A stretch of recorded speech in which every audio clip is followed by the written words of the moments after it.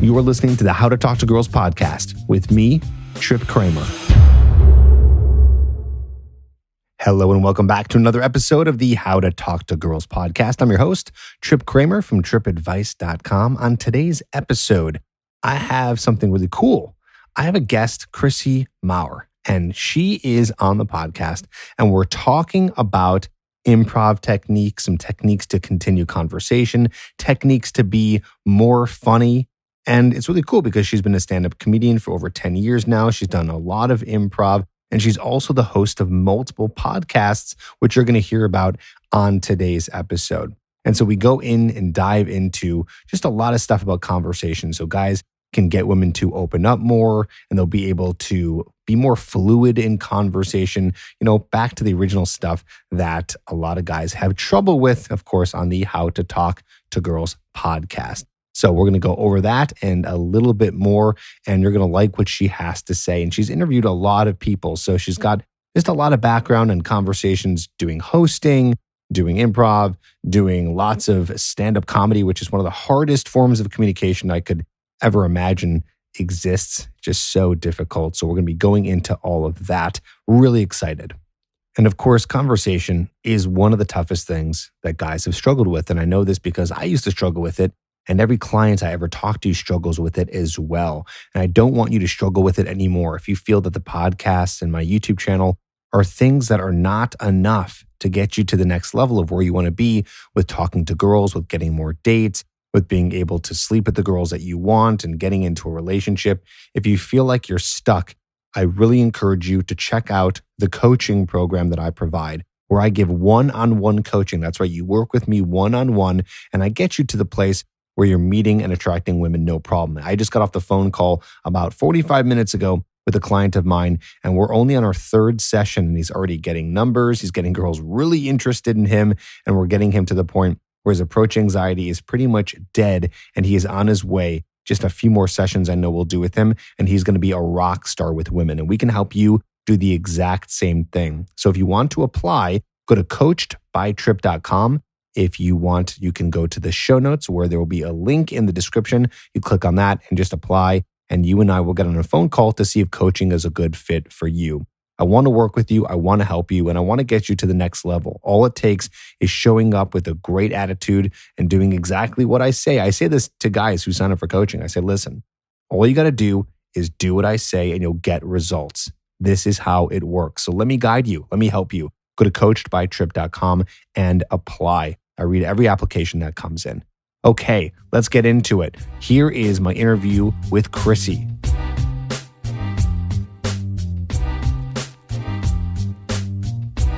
Hey, Chrissie, how's it going? Good. Thanks for having me on. Yeah, I'm happy to have you on. I'm glad we could do this in such short notice. This is awesome. Oh, yeah. And I've been looking at a bunch of your stuff, and you've interviewed a lot of interesting people. Why don't you just tell the guys who you are and just give a little background of what you've been doing? I know you have a few podcasts that you're on, and maybe give us a little roster of the people you've interviewed and things like that, just so guys can get to know you.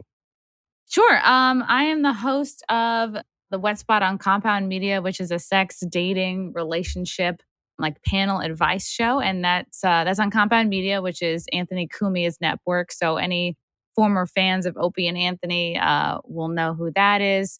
And that's every week at 8:00. And we'll usually have a panel of comedians, porn stars, sometimes a sex therapist or a counselor. And we will answer questions that are sent in via email and, live in studio audience. And also we'll have people call in. And then I have my own podcast, which is called the Chrissie Mayr podcast. And those are longer form one-on-one interviews, video and audio. So the video audio is, of course, available on YouTube. And then if you just want to hear it, it's on iTunes, Spotify, SoundCloud, and maybe Stitcher. But and those are really great too, because we'll get more in depth with people. Whereas the Wet Spot is fluffy and fun, and we'll do funny segments, and it's it's more just fun radio, pranks and stuff like that. And then Cool. I also have a third show, which has been going since the quarantine, called Never Have I Ever, which is a game I think a lot of us maybe have played in high school or college, where you'll say never have I ever blacked out, or whatever the thing is. And if you've done it, you take a drink And this is like, Hollywood Squares style. There's 9 of us on a Zoom. And if you've done the thing, you drink and then you tell a fun story about, whatever it is. And then we all sort of like get to know each other in a fun TMI kind of way. I love it. That's awesome. How did you get into all this? Oh, wow. I've been doing stand-up comedy for about 10 years, and, I guess, like, even before that, I did improv comedy, which if most people don't know improv comedy, like, if you've seen the show Whose Line Is It Anyway? I started doing that, like, right out of college. When I was in college, I was going for, communications major. I really thought I wanted to be a reporter, so I had an internship at Dateline when I was a junior, and I was like, "Oh god, this is so boring." You know? But I had already worked on getting rid of my Long Island accent, which I guess always serves me well. And then I was able to get myself an internship at Conan for the following year. And then I just was like, I just fell in love with like being around comedy people, and I was like, "Oh, this just feels like the right place for me." And although I was like an intern, I was like getting people coffee and getting Conan his favorite gum and yogurt. I was like, "Yeah, this is what I need to do." And the the writers on Conan were all like, "You need to do improv. You need to get into improv. You need to do UCB and all that stuff." And I was like, "Okay." So when I graduated, I went to the UCB theater, which is I think they just went bankrupt actually. Oh, Um, no, because of COVID? but, yeah. I mean, also, like, the classes are, like, $400, so probably more now. So, yeah, I did all the classes at UCB, and the only way I was able to afford that is because I was, like, working full time and living at home in Long Island, so I would commute every day, work, and then I would do an improv class, like, once a week, and then maybe another day that week, a practice team or something like that, and then the other days of the week be like sitting in on improv shows, just like absorbing and sponging up as much sort of comedy as I could. And I was like obsessed, just like a real improv groupie. And then I sort of did a little team at the UCB. Then I felt like I wasn't really moving forward, at that theater. I was like, I feel like I'm not fitting their very specific style. And everyone loves the fucking UCB. That's where they would like pluck people out to be on SNL. Like it's Oh, yeah. UCB I in I feel like Second everyone City. comes in there. Yeah. Everyone comes in there, they're like kissing ass from day one. It's like they're very, if people get very desperate to just like be in that circle and be liked by the right people. And after a couple of years, I was like, okay, I mean, I've taken all the classes. And then you also have people that are just, not that there's anything wrong with taking an improv class in your 40s and 50s, but if it's like, if you're not progressing and you're still like paying all this money for classes, it's like, it becomes a little bit sad. So after I felt like I went as far as I could go with them, I started, I went to the Magnet Theater. I took all their classes, and that's just there's multiple improv theaters in New York City. So did the I'm same curious, thing. what's Yeah. something you learned because you've done a lot of improv, it sounds like, and that's something I recommend guys who are really shy to do so they can get better at Yes. coming up with things on the spot and being able to hold conversation better. Is there any common tips or techniques that you've heard within all the improv classes that you've done that you can share with guys to help with conversation? Like, I wonder if there's like I know there's the yes and technique, like things like that. Like, do you have anything to share there that guys can kind of use Oh, and learn for conversations? absolutely, God, and it's so important. I would recommend to anybody who has a fear of public speaking, is in a new city and wants to meet friends, has a hard time talking to people of the opposite sex. This is gonna be like for men or women. Like everybody struggles with this at one point or another. If you just want to like get out of your comfort zone. And I would see people in these classes like, oh yeah, I'm here because of my work. Like I need to just get more comfortable speaking in front of people. And that's what was kind of refreshing about improv is not everybody there is like desperate to be on SNL. You have a lot of just like real ass like people, like dads, or just like bored like stay-at-home moms that are like, I needed to do something. So it would be nice to be in a room with like not all like ass-kissing theater types. Not that there's anything wrong with that, but like I just was doing it for so long that you sort of there's a certain type that you'll see a lot of in the community. But I think it's always good. Like, what are the earliest things? Of course, listening. But like, if you don't know how to listen, if you haven't worked the muscles of listening, it's like mirroring is really good. Like, and you can start by like emotionally mirroring somebody. So if So like what's you, that? yeah. So if like you go to talk to a guy or girl, and if they're kind of like loud and energetic, you should try to meet that. You should try to like match them up there, and or if they're sort of like quiet and shy. Like, don't come in like with so much energy, and because you might scare them off. And I guess if you're in a conversation and maybe someone is talking about a tough subject and they start like feeling a little bit sad, like to just like notice where the other person is emotionally, which works great in an improv scene, and it also works well for in real life, because so much of our conversations are just us waiting to our turn to say something rather than like try to just drop whatever you were going to say and like just listen to what's coming at you. It's so easy. It's easier said than done, but How that do you deal is, with the nerves yeah. though? Like, I can imagine it's kind of scary, right? I mean, sometimes you're even on stage, you're performing amongst your peers or maybe in front of other people. Like, how does one, or maybe something you've been through, you have any stories of getting through that kind of like shakiness, like that, like anxiety, that kind of scared feeling? It's also mixed with the feeling of excitement. Oh, yeah. And you're trying to listen to someone and then work off of them. And then you're doing it on a whole other level. Because when you're doing improv, it's usually comedy improv. That means that not only do you have to continue the storyline and continue the conversation, but you got to do it in some funny way. Like, how do you deal with that in your mind? You'll hear people say, "Oh, like imagine the audience in their underwear or whatever. Like imagine you're dating your in their underwear," which you probably already are, if they're good looking.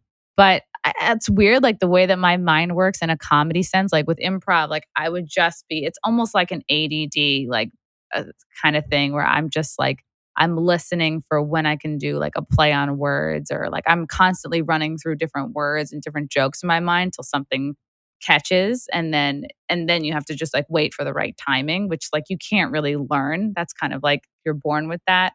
But as far as like conversation wise, or just like with doing stand up, yeah, I'm always anxious. Like that feeling never fully goes away because I might have a big show, or I'm trying to get a good tape to submit for something, or it's like a festival. So like, especially if the stakes are high, like that, those nerves never go away. But like part of what helps me is telling myself like, okay, you're not nervous, you're excited. And then, your thoughts are so powerful, right? Like our thoughts dictate our whole life. So I think sort of not that you're kidding yourself, right? Not that you're going to try to be like, oh, I'm not nervous at all. I'm cool. I'm calm as a cucumber. It's like, no, you don't want to kid yourself. But if you can shift to a more positive angle of what you're feeling, like, okay, I'm not nervous. I'm excited. I am stoked. I And, like that. No, yeah. I got a tip from a guy who's a magician.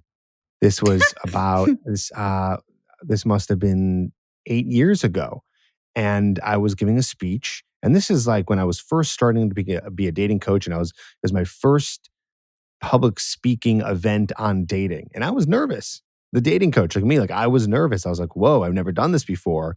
And I was like, "Ooh, I gotta, figure out these nerves a little bit because I'm gonna be in a room of 100 guys and a lot of peers, and I'm gonna have to really bring it." So I was talking to my friend who's a magician who performs in front of hundreds, sometimes thousands of people, and he said something similar to you. He was saying to me that the feeling of excitement and the feeling of anxiety, it creates the same physiological response in your body, right? Like a fast heart rate and kind of shakiness. So if you can tap into that and remind yourself, this is not fear, this is excitement, you can turn it around a little bit. And what's funny is after that's happened, there's been times in my life where I've been really excited and I became aware of that. I was like, whoa, this is so funny. Like I'm excited right now. I'm not scared at all for whatever was happening in the moment.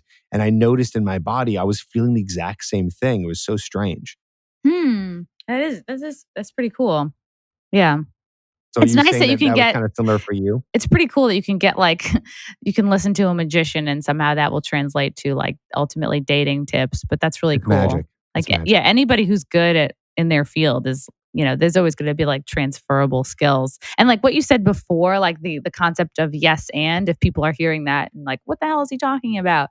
Like the sort of improv concept of yes and is like you're taking the information you have, you're accepting it and then adding on to it. So if you're whether you're doing a scene with somebody or you're having a conversation with somebody and they're talking about, oh, like when I was little I grew up like on a sailboat, like we'd always go out my family's boat, like you wouldn't be like, oh man, I fucking love hot dogs. You'd be like, oh, quickly, do I have any boat stories? No, in fact, I get really seasick. So it's like you would try, because that kind of tells the person that you've been listening and that you care about what they're saying and that you're adding your own experience, whether it's like positive or negative, or wow, like that sounds really cool. Tell me more about that. I've never been on a boat. And another good thing to remember is like this applies to comedy and just like life trying to talk to people. Don't feel like you need to pull out all your tricks at once. And like maybe even this sounds more like a magician advice, but don't feel like you have to sell yourself like at all, like don't pull out all the things, cuz like I think what I hate the most when I'm dating somebody, and I don't want to speak for all women, but like if you come across like just bragging too much, if you're, bragging about like your money or your just the things that you have, like it comes across like kind of icky. So just be positive and don't worry about having to impress the person, because like that stuff the good stuff will come through in time. And like the thing, don't, I guess, like prejudge what you think is going to be important to a woman. Just sort of like wait and listen to see like like what makes them feel alive, like what do they love. And I think it just really does come down to listening and just dealing what's in front of you first, and not trying to like anticipate the next funny thing you're going to say or like the next story.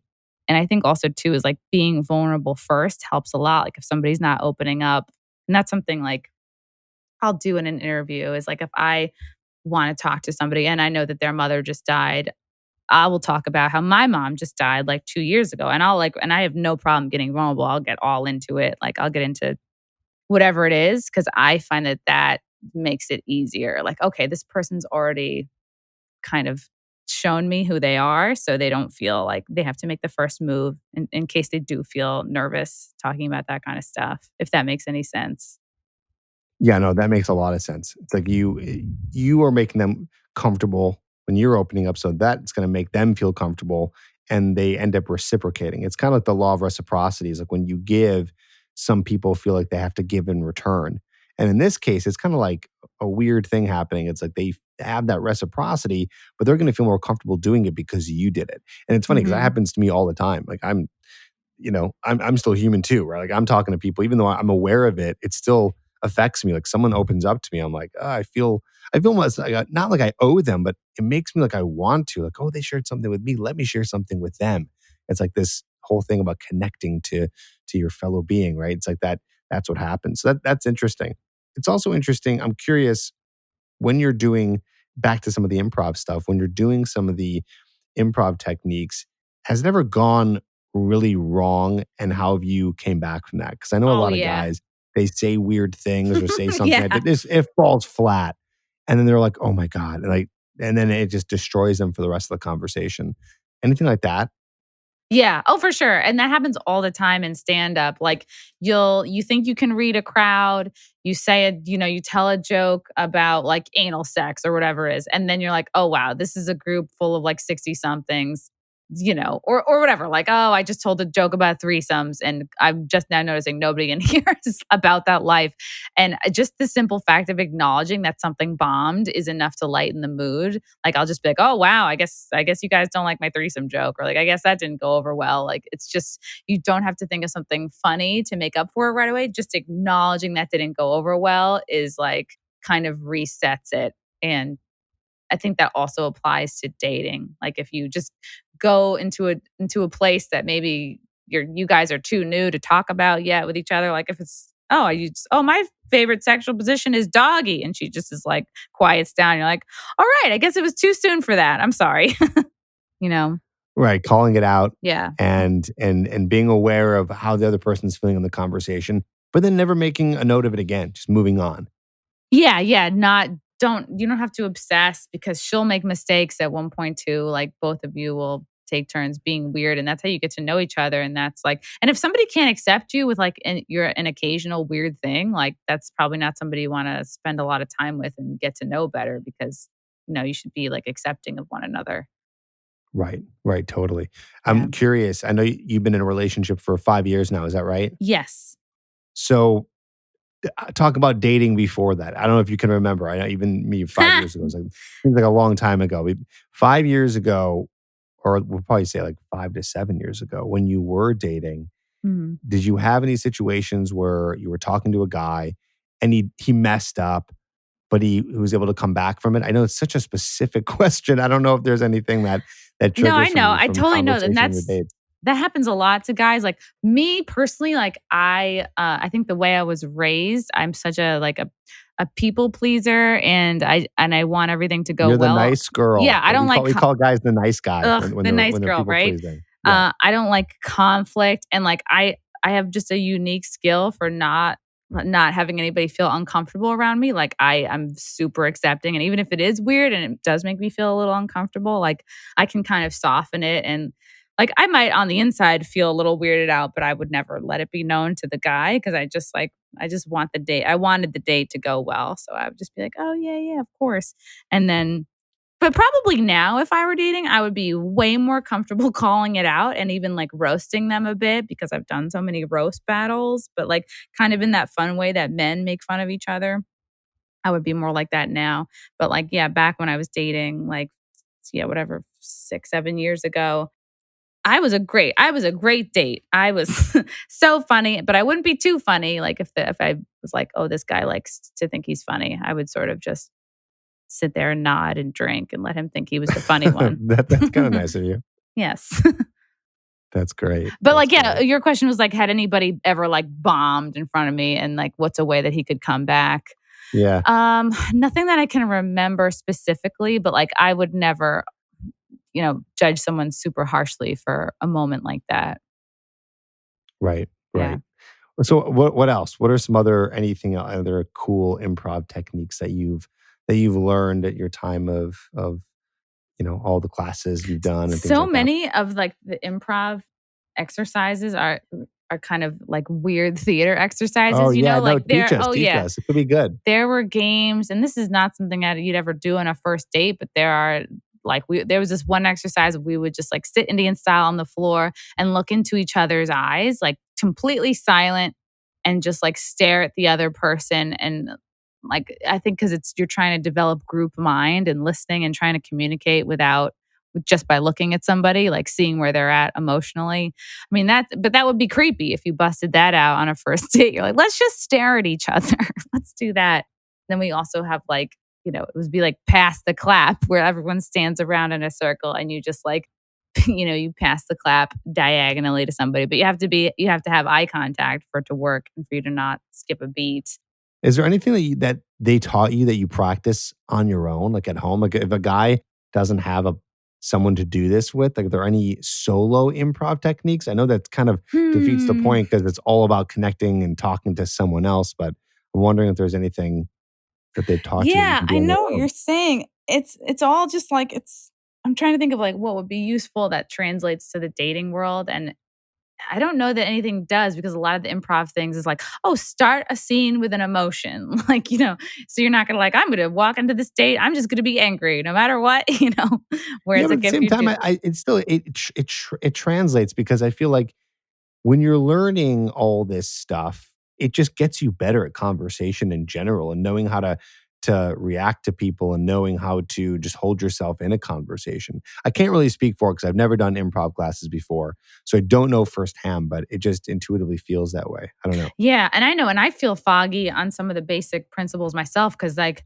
my last improv class was probably 2009, and then I did a one woman show, and I started stand up in 2010. So that's already like 10 years ago, and I've just been doing stand up since then. But I've gotten really good at crowd work, which is just basically making quick judgments about people, and then sort of the tried and true things that make people laugh, like as simple as like, oh, you see like a guy in a salmon colored shirt, be like, oh, I see that you're gay, thanks for coming out, like to me it sounds like kind of a hack thing to say, but it'll make the room full of people laugh because just stereotypes are funny, like even, which is what I worry about, like the increasingly woke culture is that people are going to tend less towards comedy clubs just because they're might be scared of the coronavirus. But I worry about like this trend that we're in now where we're canceling one another for if you just don't like one joke. So,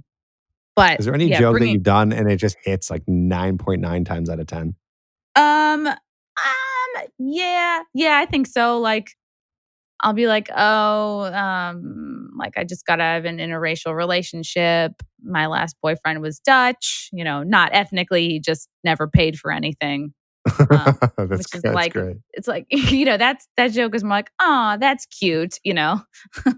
But I've sort of organized in my brain, like, okay, certain age, certain demographic, what's going to work, what's not going to work. And I'll be able to quickly, not that I'll drop material, but I can spin my angle a little bit. Like, again, like if I'm in front of an older crowd and they're just married couples, I'm not going to talk about like my wild like single times because they're not going to be able to connect to that. But I'll angle it like, wow, you guys are wow, you've been married 35 years. That's amazing. My longest relationship was like 4 inches. Like I really look up to you guys. Like I hope one day, I can be like you, almost like you're putting value on where they're at, and you make fun of yourself. So because you don't want to be like, oh, you guys suck. You're boring. You're married. You would be like, no, you guys are where it's at. Like I've made mistakes in my life, and you just sort of like make them the important one instead of just going into it just trying to shit on everybody right away. Although there are circumstances where when you are shitting on the crowd, like they love it. So They're loving it, right? yeah,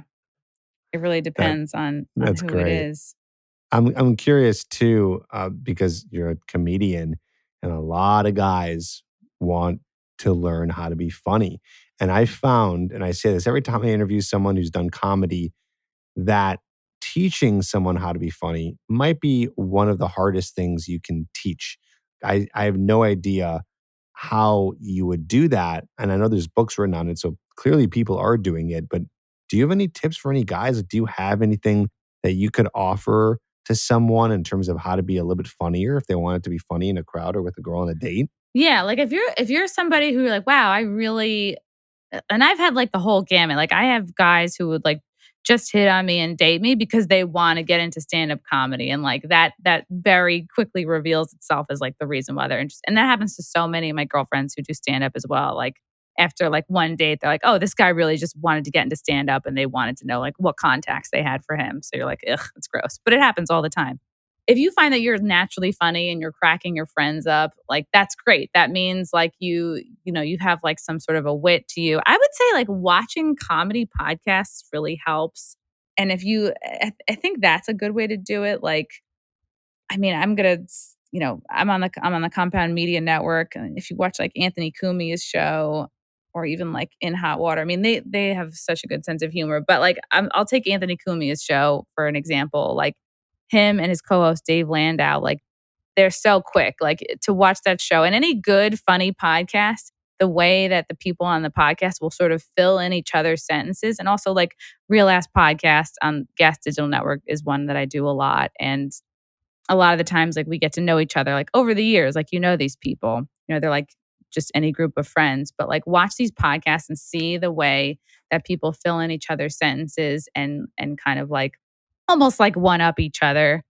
And if that sort of aligns with your sense of humor, it's like a nice, because you can't teach somebody to be funny, but if you are funny, there are ways to channel that. And also, like, guys listening to this, like, you shouldn't, if you're not like naturally funny, like, don't feel pressure to like make yourself funny because that's the only way a girl will like you. Like, it's not true at all. Like, don't force it if it's not there. But I would say, like, yeah, like listening to comedy podcasts I think, can teach you a lot just about like rhythm and timing. And like, Yeah. if you watch stand up specials too, but that's more of like a one way conversation, unless you listen to like Big J. Okerson or Aaron Berg, who are comics who are really into crowd work, and they'll sometimes do an entire set just with crowd work, just with talking to the crowd. So those are good examples of people to watch, and also podcasts, because then that will apply to your real life conversations and not like, it's fun to watch a stand up comic that is just all material, but like, are you going to have takeaways for your real life? Not as much Right. because it's a one way performance. That's a really good tip. I never thought about that because I've been telling guys too is watch your favorite stand-up comedians. If you don't have any, go on YouTube, find some and see their rhythm and timing and the type of jokes they make, and it will kind of wear off on you if you watch enough of it and you really resonate with that comedy. But that's a great tip is watch some of that more improvisational comedy and the conversations that comedians are having with each other, because then you'll learn really what it's like to be funny in the moment rather than, guys who are not going to sit there and write a routine because they're not trying to be a stand-up comedian. They're just trying to get better at being more charismatic in general. That's a great tip. Yeah. And definitely don't, before a date, think like, I got to have these jokes ready. Like, that's not at all. Like, you Yeah. shouldn't at all. Like, your date is not an open mic. Even if you actually are in comedy, like, you should not be testing jokes on somebody till you've known them for a minute. But again, like, yeah, no, don't force. And also, like, the Chip Chipperson podcast is good to listen to also, just for more examples of like that quick timing. But yeah, I would say like taking an improv class is just helpful for like opening yourself up to begin with. I think that helps a Yeah. lot. But I don't know what's going on now, like with, the COVID crap. Like, but there might be some stuff online. There might be some improv classes online. I'm not sure if they exist, but it's tricky. It's Cool. like hard times now. I know. Yeah. But you know what? This podcast will be around forever. So I'm hoping people will be listening to this, a year from now and that won't be the case. And Yeah, there's but I would say plenty of like stuff online. mostly like, yeah, being vulnerable first, listening, repeat what you're hearing, like whether it's like words, like specific words, or like if you're just mirroring back the emotion of what you're getting. Like if someone's excited talking about something, then like be excited to hear it. Because then if you're just there looking like you're not excited, like maybe they're really into horses and you're not. Well, like, what, pretend to be interested in horses for a minute so that they don't feel like they sound stupid, Right. So you can connect with them better. Mirroring, yeah. Yeah, that's great. Awesome. Chrissie, thank you so much for being here and doing this podcast. Just remind us again, I know you mentioned a few earlier, just for the guys listening, what were some of the podcasts that you do so guys can check that out? Oh, sure. The Chrissie Mayr podcast, it's on YouTube, iTunes, SoundCloud, Spotify. And also I have a show called Never Have I Ever, which is like where there's 9 of us on a Zoom and we're playing like a drinking game, and I'll have like porn stars and comics on all of these shows really, but that's on YouTube. And then there's also the Wet Spot, which is on Compound Media every Monday, 8 p.m. EST. And that's on the Compound Media Network. Awesome. Cool. We'll put that in the show notes. Chrissie, thanks for doing this. And, and also follow me on Twitter, Instagram, Facebook. Each other. Yes. At Chrissie Mayr, TikTok, Parler, at Chrissie Mayr, ChrissieMayr. Cool. Yeah, guys, check her out. She's great. Chrissie, thank you so much. Thanks.